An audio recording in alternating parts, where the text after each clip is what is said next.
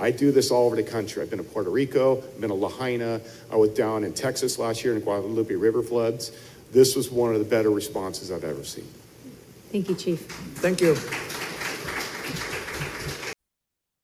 Hi, everyone, and welcome back to the Leading in a Crisis podcast. On this podcast, we talk all things crisis management and crisis communications, and we deliver that content through interviews and stories as shared by experienced crisis leaders.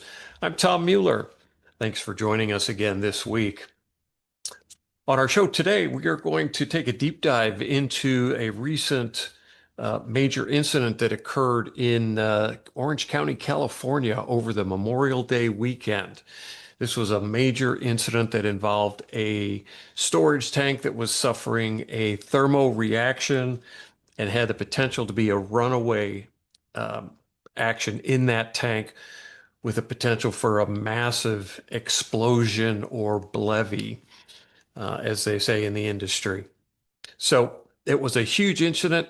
And of course, it happened over a holiday weekend. How often does that happen?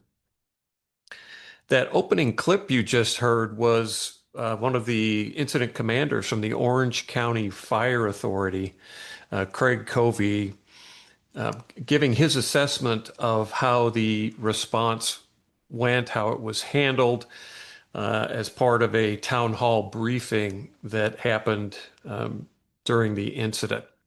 So I have to say, I share the chief's assessment of this response and the communications around it. There are some very interesting aspects to this response, which we'll dive into here. So buckle up. Let's go take the ride. To give you some background on the incident now, this happened on a Thursday afternoon, about 3:22 p.m. The fire department is called out for a thermal reaction happening in a tank that appears to be venting and pressures building inside this tank. And it's all hands on deck then trying to get this situation under control. The fire department very quickly realized that there was a very dangerous situation for the community, and they issued evacuation orders that Thursday evening. But something changed. They got a little bit of different information a few hours later. They rescinded that evacuation order, only to have the situation change again overnight. And early the next morning on Friday, the fire department reissued the evacuation order and expanded that to include the entire city, 50,000 people in the cities of Garden Grove and Anaheim. Huge, massive evacuation effort. And the success of that is a major part of this story. But there are many other interesting things. When I look at the communications aspects of this overall, I have to say it was very well handled. It was a little unorthodox from other responses that I've seen and been a part of. And I was a public information officer for BP during the Deepwater Horizon incident back in 2010. So I'm very familiar with complex operational responses and expanding scenarios and situations. So I watched with a critical eye as the team on the ground there in Orange County and Garden Grove worked the incident. Again, overall communications were well handled, and we'll get into some of the details of that as we go through here. One of the interesting aspects to this is we did not see any company representative visible during the entirety of this response. So the actual incident played out over the course of about 6 days. And we never even heard from the company, which is GKN Aerospace, which is a company that manufactures canopies for fighter aircraft and windows for spacecraft. So it's a very high-tech aerospace-focused company based out of the UK now. Now, GKN was directly involved with the Unified Command, in providing information about the tank and helping to troubleshoot and to brainstorm potential solutions. But when it came to the communications aspects of the response, it was a very different story. But interestingly, we didn't hear anything from that company until day 5 of the incident response. And that's when we saw a first press release issued, which basically said, hey, listen to your local emergency responders and elected officials, and we're sorry for the inconvenience that the incident has caused. Now, that was the communications response from the company. Now, we did see a couple of other press releases issued by the company over the next several days. They never did participate in a press conference or offer any kind of a video statement, which was very interesting to see and a bit unusual. So we'll talk a little bit more about that as we roll. One of the really unique things about this response is that it was primarily video-driven communications. So we saw multiple updates a day of casually shot videos of incident commanders, health department officials, the mayor of Garden Grove, all standing out in front of an emergency response vehicle and giving a verbal update on the situation. Now, there's several things I really liked about this approach. First of all, it gave the incident commander or the speakers an opportunity to be very empathetic to the people they were talking to in these videos. But it also gave the people watching these videos an opportunity to assess the credibility of the people who were running this response. And the videos, while very casually prepared, were just masterful in terms of providing that empathy and letting people know that they are top of mind as the incident management team's working through the incident. The videos carried those messages very well throughout. And we saw that, starting on day 2 on the Friday and carried on over the weekend and regular video updates. Now, we also saw 3 different press conferences that were held over the course of this. One of those, the first one was on day 2.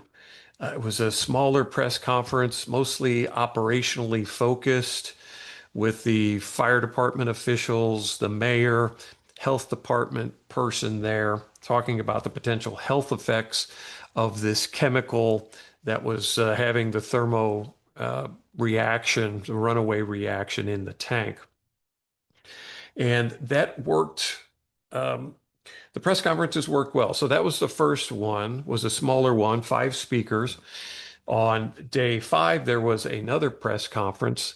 And as often happens, as these incidents drag out over time, more and more people want to be part of those press conferences and have their 2 minutes of fame.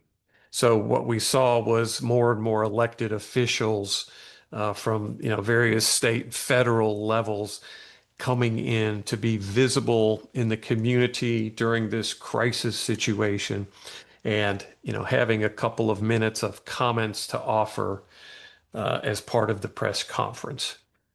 Now, kudos to the public information team at the fire department who managed all this and kept all those ducks in a row for these press conferences. I watched these remotely, and I was just very impressed with how the team organizes. This is obviously a very experienced emergency management team, very experienced public information team working with the Orange County Fire Authority, and it showed. So those press conferences, more or less effective. I'm not a big fan of, press conferences with 9 speakers, but it's a fact of life, and you just have to roll with it. Now, one of the interesting things is after that press conference, what do you do with the video of that, right? You've recorded video of the press conference. where does it go? And that was one of the interesting aspects of this response, is that you did not have a unified command website stood up to provide one single source of information for the community. There were multiple websites in different places. The city of Garden Grove had emergency pages on their city website that provided a lot of good information. The sheriff's department had a page up to talk about evacuation shelters. But the most impactful website of this response wasn't prepared by any official agency or company. It was prepared by one young man who volunteered on his own and created this emergency website. And I'm hoping to interview him and talk to him a little bit more very soon about, what he was thinking and what drove him to do that. But he's obviously a very astute web designer. He built a website that pulled in lots of different news feeds. So it became, in my view, the go-to website to find out what was happening in this response. He captured videos of those press conferences. He had all of the update videos that were issued by the fire department and the incident commanders.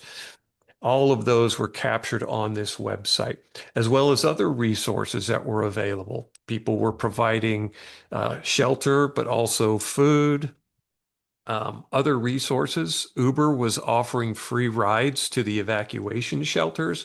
There were some restaurants that were offering food for evacuees, and he captured all of that information on this site.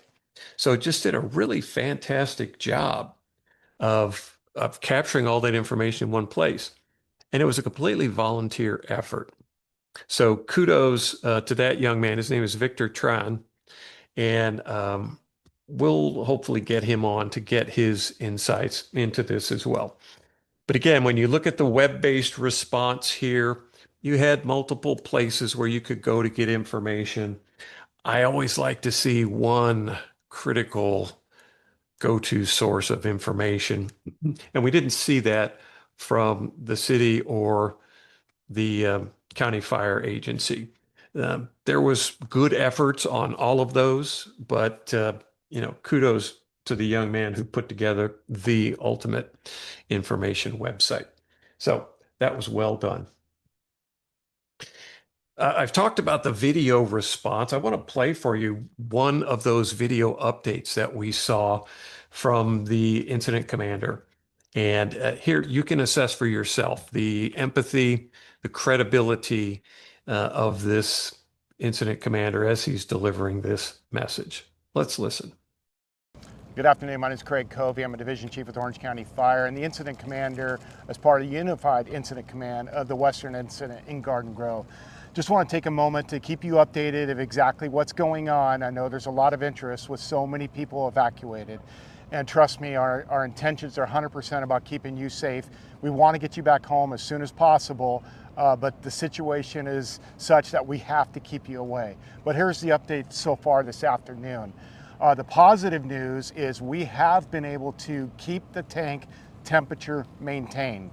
The primary one that's in crisis and has been damaged, we've been continuing our water curtain on it, and our active monitoring has showed that the temperature of it is stabilized and buying us time to continue to sort out how do we fix this.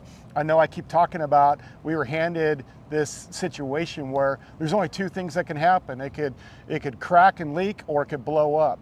That's not acceptable to us. I have an entire team actively working locally, regionally, across the state and across the country to try to figure out how to fix this.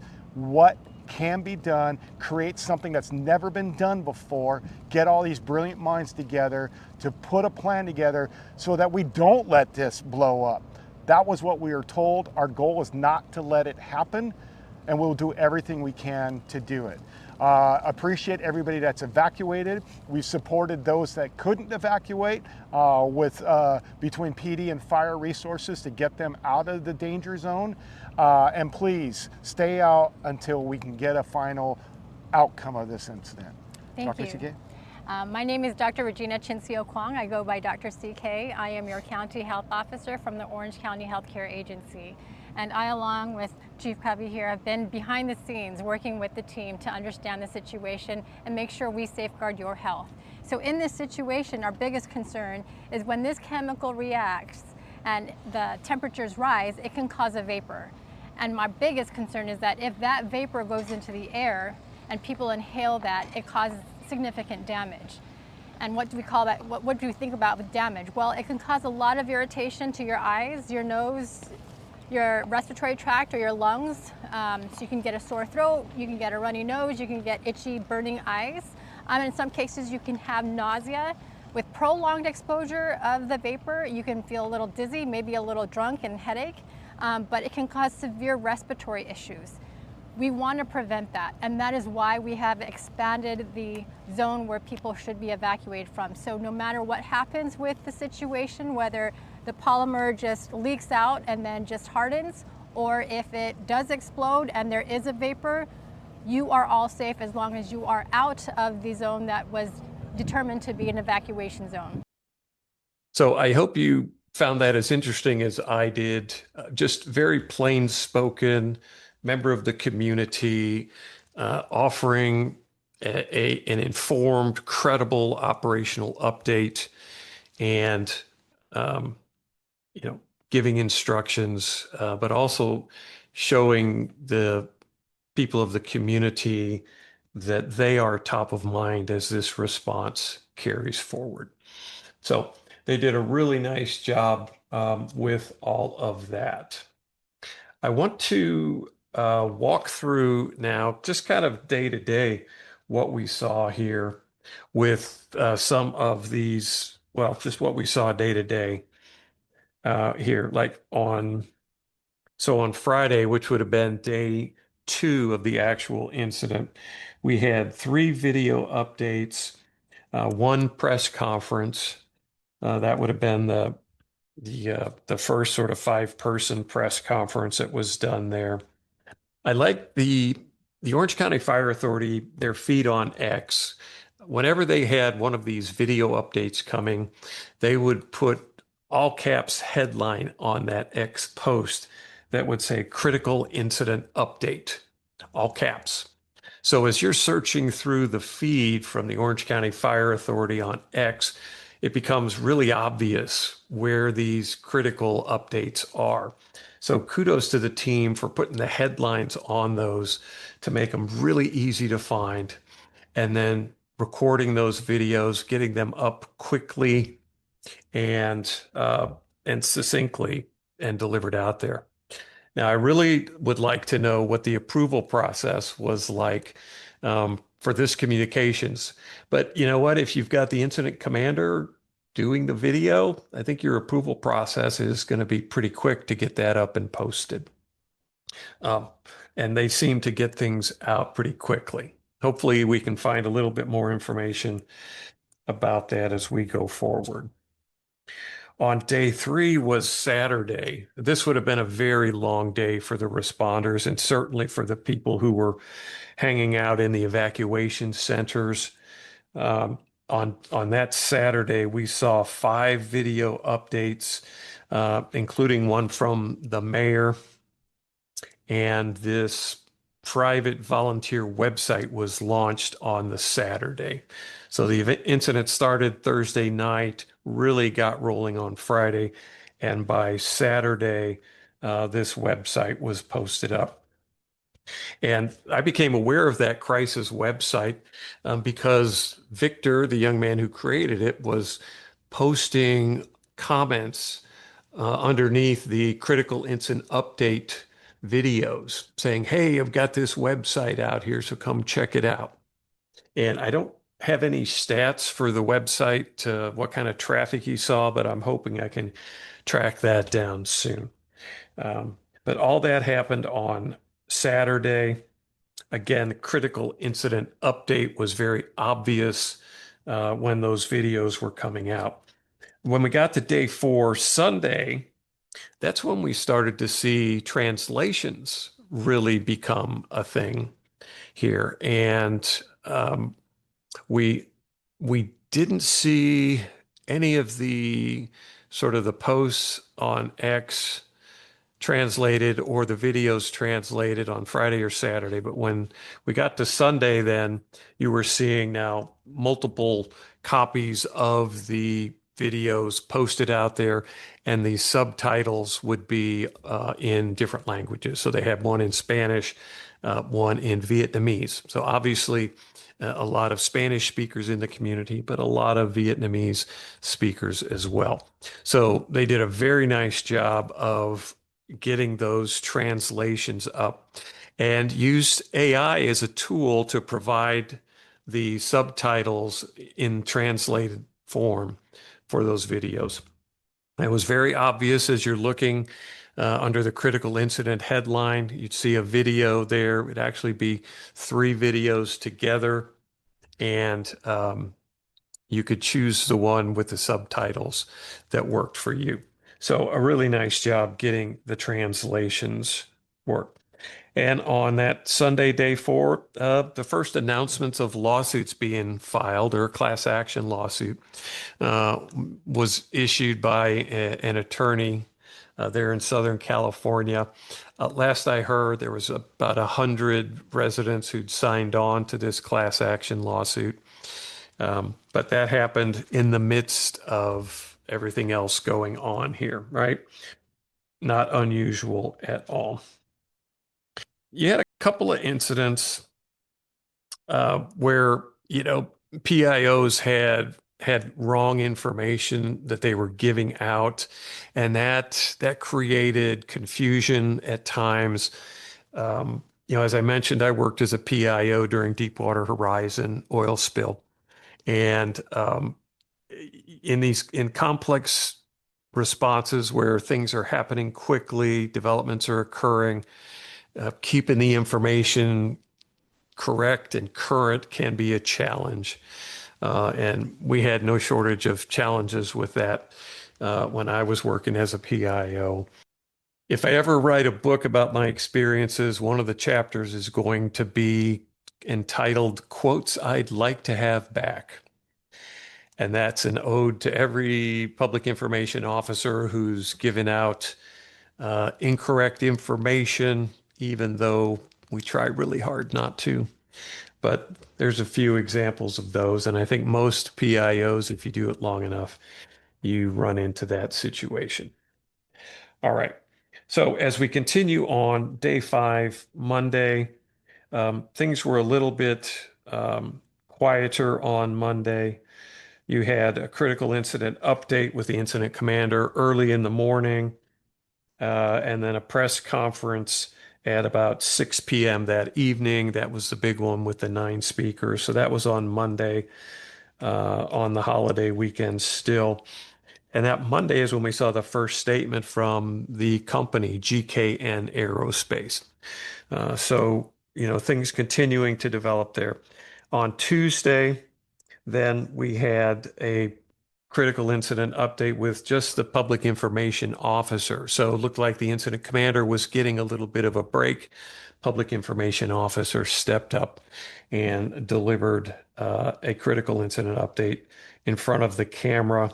We saw a second statement from GKN Aerospace at that point, issued from the UK.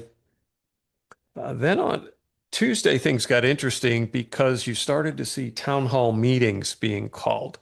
So the local congressman, Derek Tran, called a town hall meeting for 4 o'clock the afternoon, and he very publicly invited GKN Aerospace to participate in that meeting. In fact, sent them a letter and then issued copies of that letter on the X platform so everyone could see his name on the paper, talking about the incident, inviting GKN Aerospace to come answer questions from the community. maybe it's not needless to say, but in my mind, needless to say, the company did not participate in that town hall meeting. There was a second town hall meeting later that evening, starting at 6 p.m. That was at city municipal buildings, hosted by the Garden Grove City Council. And that was an opportunity to update the community on what was happening around the incident. And they had released many of the evacuees to return home at that point.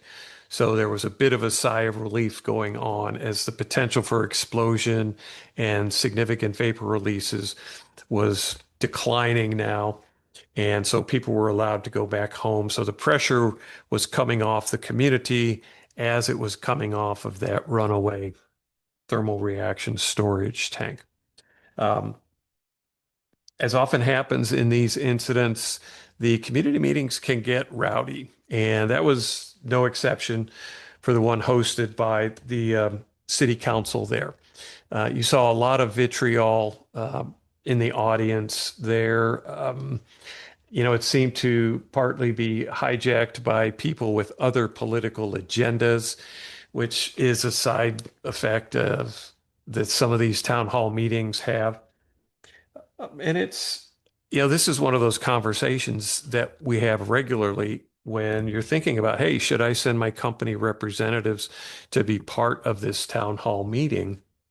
And the safety and security of your people is, of course, top of mind as you're sending them out into a community. I mentioned I worked the Deepwater Horizon response, and our teams on the ground along the Gulf Coast attended many community meetings. Many of them got ugly. You had a lot of people who were impacted, whose livelihoods were being impacted. They were very emotional. And we had a number of instances where people were spat on, people were jostled physically by people in the rooms. And so that caused us to really stop and rethink our participation in many of those meetings. What we ended up doing in that Deepwater Horizon example is taking more control over the community meetings so that we could find venues that offered enough space that we could safely host the meetings, but that offered, multiple areas of egress if things got out of control and we needed to pull people out. So we took a little more control of those meetings then, and we felt more comfortable than putting our people out in those. But as I mentioned, in this case, the GKN Aerospace did not participate in these town hall meetings. Now, as I record this with the sun shining through on me through the window, the evacuation orders have all been lifted, and the community now is working to get back to normal. It's been a tough week for them. And I just want to reiterate again my assessment of the overall communications response is that it was done really well and with great credibility, with great empathy, and obvious care and concern for the community. So the other shoe is going to drop soon as the investigation gets underway and we find out what actually happened and how was this type of incident allowed to happen, in a community so densely populated. And there's lots of questions out there. Those answers will be forthcoming, but GKN Aerospace is going to be front and center as that investigation goes forward. So that's going to do it for this episode of the Leading in a Crisis podcast. Thanks so much for joining us. Stay tuned. We're going to have more episodes to focus on this incident out in Orange County, California, to provide a little more insight and information. Thanks. Take care.